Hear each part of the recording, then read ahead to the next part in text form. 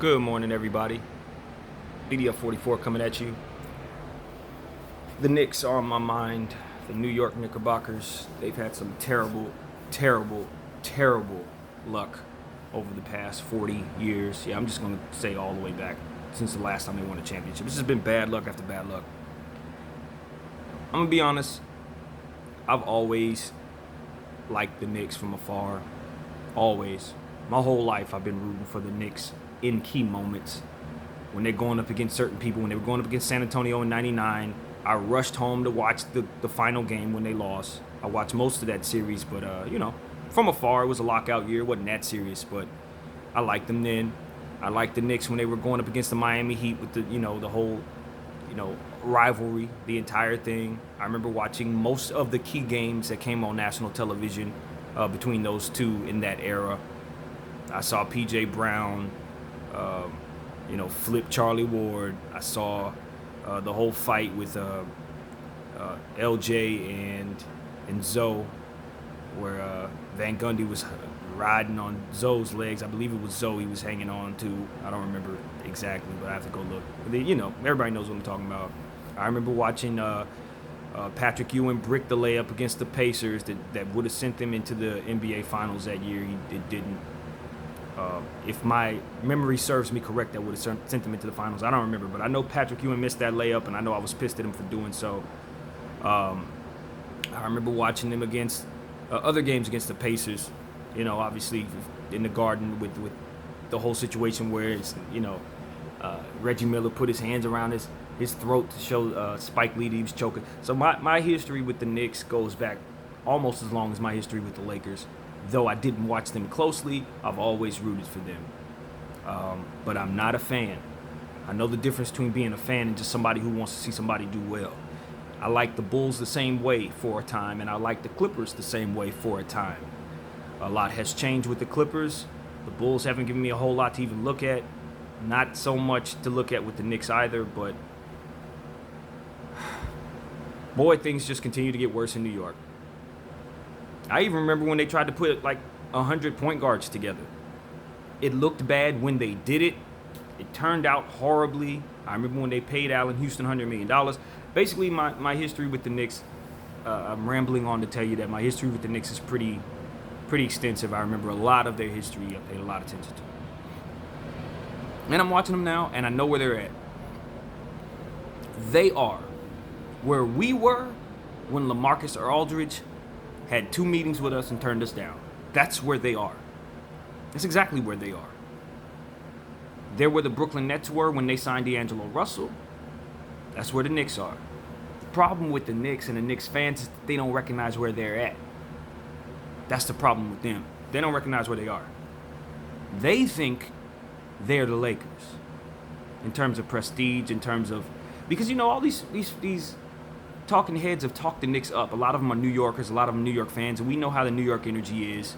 Y'all the center of the world in your minds. Y'all don't think nobody else is above y'all, and y'all think everybody else should revere you the same way that you revere yourselves. Unfortunately, New Yorkers, I hate to tell you, I'm from Los Angeles. A lot of what y'all did was in terms of y'all culture and stuff, it was prominent and prevalent in my life personally. But for the majority of the people in LA, we laughing at y'all a lot of times because of how serious you take yourselves. The fact that y'all think that y'all city's better than us and all that is funny because we have better weather all year round. We got stars, we got all kinds of stuff, more room, more land, more space to drive, all that stuff. And it's like you guys still see yourselves at the center of the universe. Well, this is where it fails you wrong. In the basketball category and in the football category. I think I made a video about the Daniel Jones pick.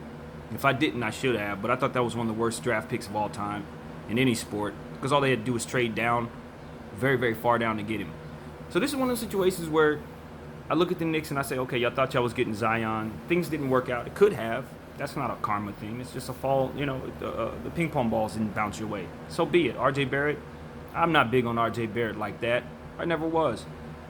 Not that I've studied him like I should, but from what I've seen, he's a very talented player, but the learning curve for him is going to be a very tough one in terms of he's coming in a volume scorer, volume shooter. Not the most accurate guy in the world in that regard. So that means you're going to see him chuck up a lot of shots. And that used to drive me crazy. dude would take 26 shots and only make like 6 of them, and have no conscience with continued shooting. I don't like that. Kobe was the last of that for me. I didn't ever want to see that type of player again on the Lakers. So for Knicks fans to get him, I got a feeling they're going to enjoy a lot of what he does, but you're going to see a lot of them games where you're going to be like, oh my God, I just wish this guy would stop shooting. Now look at some of the free agency moves they made yesterday. I liked some of the moves that they made.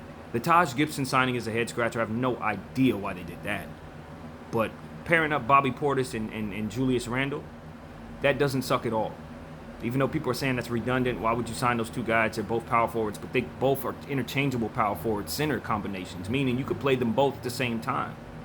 Or you can have them interchangeably come in for one another, and they will give you production that never falls off. So I love what they did from the power forward position with those two. Taj Gibson is just redundancy, and he's not going to get the highest usage he wants out of himself, so he shouldn't have been given a multi-year deal. He'll more than likely be traded. I just don't know why the Knicks do that. Reggie Bullock was a Laker last year for a half a season. I didn't like what I saw. I was never really all that big on Reggie Bullock. Even when he was a Clipper, I felt like he was on the bench for too long. They didn't try to do a better job of developing him or getting him meaningful minutes. When they needed a small forward, the Clippers just didn't cultivate that dude, didn't develop that dude, and they sent him to Detroit. He turned into a nice shooter, but he didn't show any of that for us, in my opinion. He was just doing a whole lot of clanking. He dribbles about as well as I do. So, yeah, I'm happy to see he's moved on, got him some money in New York, and is no longer going to be on my squad. But that could sound really disrespectful, so I apologize if it comes off that way, but I'm a cutthroat basketball fan, and I just call it like I see it. I can't play ball if it makes anybody feel any better. I can't shoot worth a damn. So, moving on from that, I also look at what the Knicks are trying to do. It looks like they're going to try to keep some of the players that they got. They lost DeAndre Jordan, so getting those power forwards and that power forward center combination, just those high-scoring big men, because Bobby Portis is underrated. He could really go. That's gonna put some points on the board, and that's gonna make them very tough to beat in the paint. For shooters, I don't really know what they have. Knox is a heck of a shooter if he develops properly. Year 2 should be much better than year 1. He just didn't really show what he could do. Dennis Smith Jr. is a guy who can play in this league. He's also a chucker, though, so to have 2 chuckers on your team could be a little much between him and R.J. Barrett, but I think that the excitement will be there because they're both exciting players to watch. And Dennis Smith Jr. has had an ability to pass the ball some too. So if he can get into his passing bag and set the offense up for the Knicks, I think they could have some nice weapons down there. They will not make the playoffs, but they should not make the playoffs. What the Knicks should want are draft picks. You have to do like the Lakers did, man. You got to do like the Warriors did. Draft. Don't fret about the picks that you get when you draft. Just draft the best player on the board for the next 3-4 years. Yes, it's bleak, it sucks, but you've sucked for 40 years. What's waiting for more? Develop your team properly. Stop going after big fish. It's the mistake that the Lakers made. Every year when we weren't necessarily an established team, we would try to go after free agents that we had no business having, none, and we failed. We struck out 4 summers in a row, however many summers it was. We made the same mistakes over and over again because we were entitled to what we wanted because we were who we were. That's the same mistake Knicks are making, and it's failing them just like it failed us. You are where we were when LaMarcus Aldridge told us to go away. That's where you at. When Carmelo Anthony decided to go back to y'all, instead of coming here, you're us in that situation. What we did was continue to try to build through the draft, and then we put ourselves in a position through the draft with enough pieces to be able to give them all away for a superstar. Now we're in line to pick up another superstar. I was a proponent to that, but it does not matter because we're doing it, and it's awesome. Whether I liked it or not, now that we're here, it's awesome. Our future is looking bright as it ever has. I believe in depth, but not as it pertains to having 3 of the top 10 players on your team. You don't need depth then. You just need bodies. You just need bodies. So now we're going to get bodies. We just signed Troy Daniels. Everything is looking up, even though I didn't like how it came about. Now that we're on the other side of it, yeah, I'm good. I completely have overcome my angst about the trade and all the pain of the years of suffering, all these players that told us they didn't want to play for us, all these guys passing us up. Even Paul George thinking he made a good decision going to the Pacers, or I mean to the Thunder. Look, man,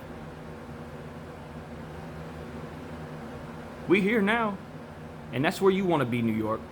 That's where you want to be, here now. So you gotta wait, pay your dues, build through the draft, have some 38-win seasons, see what you can get. In that way, develop some of those guys, develop Trier, develop Robinson, increase their trade value. That's what you got to do. You can't be trying to give those guys away when nobody knows what they can do. Nobody wants Knox yet. Give us a couple years. People going to be knocking on your door for Knox. Moutier's a nice player, but he's not there yet. You can't really get anything for him. That was the problem that the Knicks had. Their assets aren't worth a damn. It's not because they don't have upside. It's just because they haven't given them any time to do so. Wait. Build. Lose. Humble yourselves. You got a good coaching staff. Some things Dolan needs to get rid of the team. I think that would be a wonderful idea. I think James Dolan, for the betterment of the team, he needs to see himself like Jim Buss right now. As long as he's attached to it, it's never going to reach its value. It's never going to get to where it needs to be so long as he's attached to it. His reputation is not going to be something he can shake off. And it's not something that a few good deeds and a few winning seasons is going to allow free agents to just kind of forget about his some of the things that they don't love about him. That Charles Oakley thing, and I made a video about that, that was a nail in y'all coffin. That was a karma killer. You cannot do that. And then banning the kid for saying he should sell the team. I'm telling him he should sell the team. I'm saying it right here in this video. Sell the team.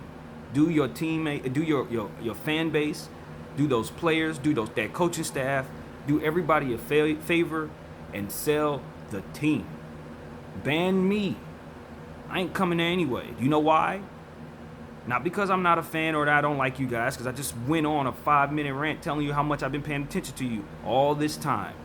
As a Laker fan, Laker diehard's been paying attention to you, rooting for you, hoping that someday you can get back to the promised land. Just for all those great Knicks fans who've been sitting there suffering for 40 years plus. Sell the team, Dolan. It's not out of disrespect. It's strategy, man. If you ever want to see this thing get to where it's going, if you ever want to see the Knicks actually have something to be happy about, you want to be celebrated, sell the team. Sell the team. Stop banning people for telling you to do what you should be doing for the betterment of your brand. Sell it.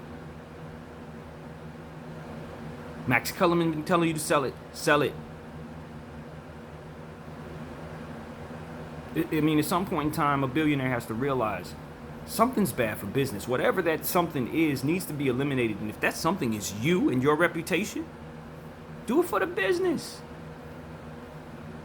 Do it for the business. Do it so it doesn't continue to decrease in value while you hold on to it. It's one of the most valuable franchises in all of sports. And it's simply because of locale and prestige. Prestige that you gain not because of what your team has done, but because of what other players have done against your team in your building. That's the God's honest truth. The Garden is the Garden because everybody comes in there as a road team and destroys y'all in a spectacular way, and your fans love it. It's the truth. What have the Knicks done to bring themselves to that space that makes people say, wow, the Garden's amazing?